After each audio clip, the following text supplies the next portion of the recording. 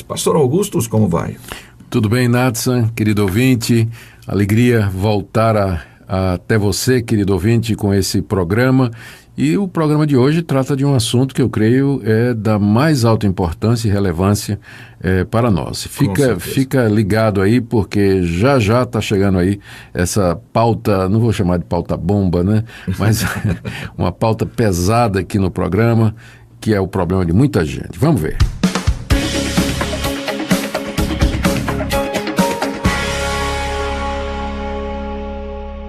Pornografia é uma questão extremamente séria. Envolve uma centena de causas diversas. Como resultado da pornografia está, entre outras coisas, o tráfico de pessoas para a prostituição e também, não raramente, a deformação da mentalidade, que acaba resultando em comportamentos como essa que tem ocupado a mídia em geral, como o caso do estupro coletivo ocorrido com aquela adolescente lá no estado do Rio de Janeiro. Então, nesse programa, como disse o pastor Augustus, queremos tomar um tempo em torno do tema da pornografia e suas consequências, quando também vamos atender o pedido de um de nossos ouvintes em relação a essa questão.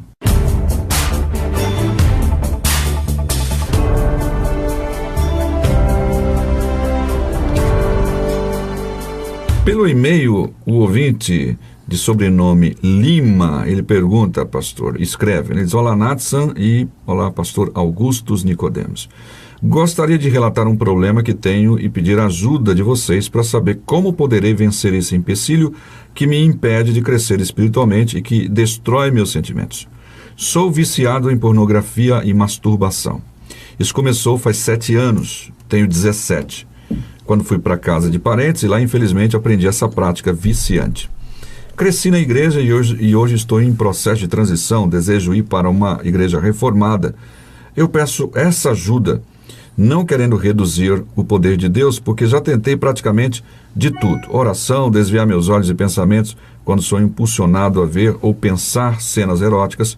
Tentei bloquear páginas do computador, tudo, diz ele aqui, enfatizando a palavra tudo. Porém, esse vício aparece nos momentos de tensão, tristeza, indignação. Como podemos aconselhar então, pastor Augustus, esse jovem e outros que enfrentam a mesma situação, como é o caso de outro ouvinte, sobrenome Araújo, que também pelo e-mail pergunta sobre o tema em questão. E aliado a isso, eu queria que seja feita aí uma análise desse caso do estupro que tem ocupado a mídia, assim, meio que por alto, né, uma vez que ela está ligado com essas questões da pornografia. Sim. Começando com a questão lá do estupro, né? Sim. O que chamou atenção para nós foi que muitos responsáveis pela formação de opinião no Brasil começaram a falar de cultura do estupro, e mais ou menos dizendo que transformando os estupradores em vítimas do meio e da sociedade, né? Então, essa perspectiva de que as pessoas elas são resultado do meio, ela acaba tirando a responsabilidade do indivíduo. Biblicamente falando, o homem é responsável pelos seus atos. A alma que pecar, esta morrerá. E aquele que transgredir o mandamento de Deus, ele estará debaixo do castigo de Deus. Aquilo que o homem plantar, certamente colherá. Não nego a influência do meio, não nego o poder de corrupção de uma sociedade erotizada, a influência que determinadas músicas, tem músicas aí que estimulam isso, né, que falam da violência contra a mulher. Não estou negando que essas coisas não têm efeito, mas se no final nós chegarmos à conclusão de que o homem é o fruto da sociedade do meio, não tem como responsabilizar aquelas pessoas que cometeram esse ato violento, né? Para mim, eles fizeram isso pela corrupção do seu coração, são responsáveis, deveriam ser todos apanhados, processados e receber, exatamente, punição exemplar, tá certo? A nossa sociedade precisa parar com isso, né? De transformar os culpados em vítimas do meio e da própria sociedade. Então, isso é o que eu tinha a dizer a respeito dessa questão do estupro. Agora, a questão da pornografia, que é uma das coisas, né, que acaba também despertando esse mal que já existe no coração, né? Semeando isso. Porque a pornografia, entre outras coisas, estimula a violência contra a mulher, não é? Exato. A pornografia, ela é a expressão escrita, não é? Ou midiática, ou através de imagens do relacionamento sexual, nas suas mais diversas formas, com o objetivo de provocar reação erótica. Né? Aqui é preciso fazer uma distinção entre pornografia e algum tipo de arte que prevaleceu no passado, né, embora hoje ainda exista mais ou menos, do retrato do corpo humano, como nas esculturas gregas, em pinturas antigas, né, em que apareciam pessoas desnudas, ou esculturas como a famosa do rei Davi, que está lá em Florença, na Itália, né, no museu, que não provoca, não tem intenção erótica nenhuma, mas apenas a retratação do corpo humano. Né?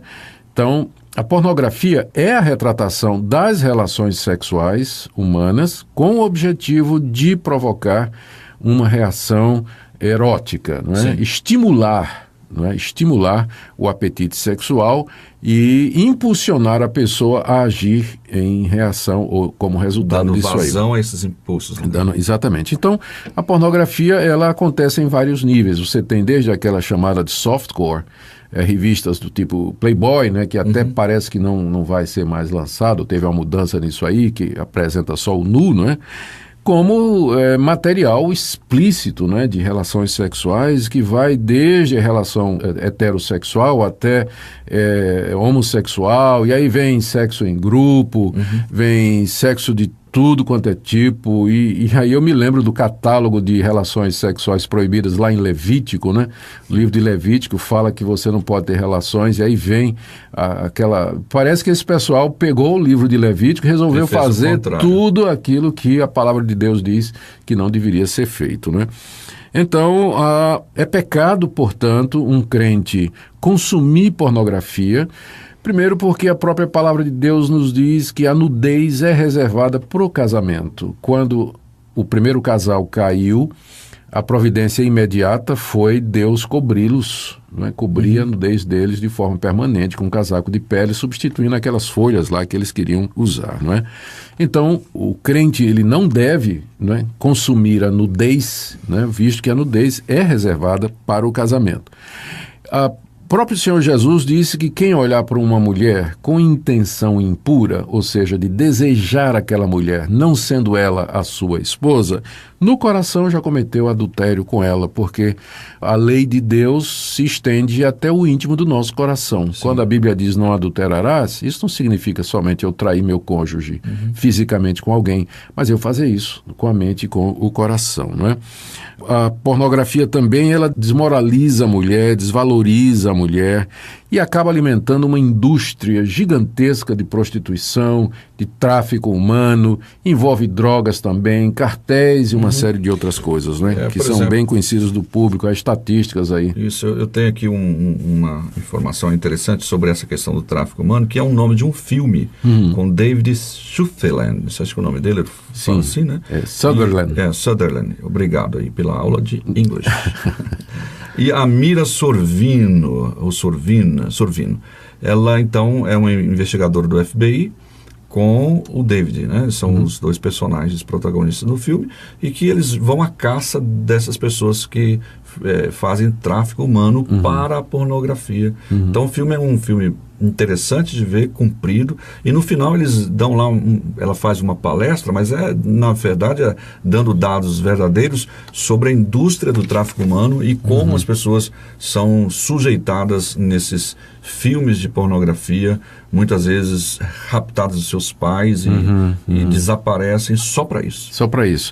E aí quando o crente consome pornografia, ele está contribuindo, alimentando né, esse tipo de indústria, né, desumana e tudo mais.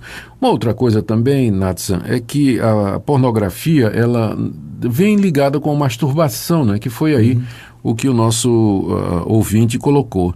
A verdade é que ninguém se masturba pensando nas cataratas do Niágara, né?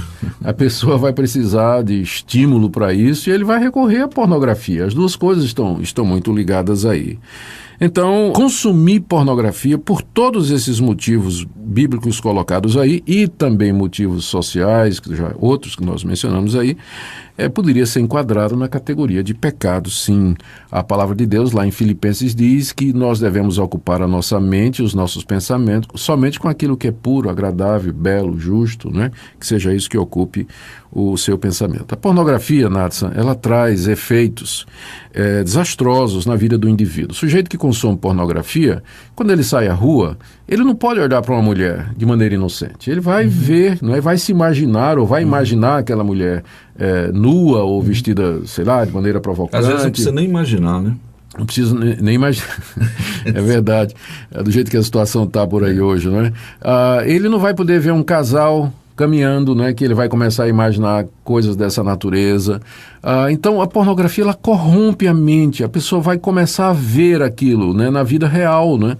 A vida real. Se a pessoa for casada, ele vai comparar a esposa com todas essas mulheres, esses modelos, né, que ele vê nesses filmes aí, e vai achar que a esposa está inferior, não é? Então isso vai afetar o apetite sexual pela esposa, o relacionamento conjugal e, quando não pior, quando ele vai querer fazer com a esposa aquilo que ele vê nesses vídeos e nesses programas pornográficos e assim por diante, não é? E há artigos, pastor, não apenas falando da questão da perspectiva bíblica, há psicólogos mesmo não cristãos que falam da má influência da pornografia na relação com o cônjuge. Sem dúvida, tem esse efeito também. Então, olha, por tudo isso, né, a ideia de que o crente viva a consumir pornografia é completamente estranha à palavra de Deus. Agora, ele perguntou aí como é que vence isso, né? Algumas orientações aqui que a gente tem passado para as pessoas e nós gostaríamos de trazer para você também. Primeiro, adote a tática do tolerância zero. Tolerância zero significa que você não vai dar brecha nenhuma, porque o desejo de ver pornografia começa com pequenas coisas. Então, se assistir determinados filmes que tem pouca coisa de erotismo, né? Uma cenazinha e tudo mais, se aquilo desperta, não assiste. Se você tem dificuldade em controlar a internet, então aprenda a viver sem internet. Eu sei que é difícil hoje, mas você pode realmente fazer bloqueios e limitar isso aí. Outra coisa é o que a gente chama em inglês de accountability. Você precisa ter alguém a quem você prestar contas, um amigo, um líder espiritual com quem você converse, com quem você peça oração e diga: hoje eu caí, quero que você ore comigo, quero que você me ajude, ou então quando você está tentado você possa recorrer para essa pessoa. A regra da segunda olhada. Você não pode evitar que uma mulher provocante passe na sua frente, mas você pode evitar olhar a segunda vez. Tá? Não olhe uma segunda vez. Pede ajuda.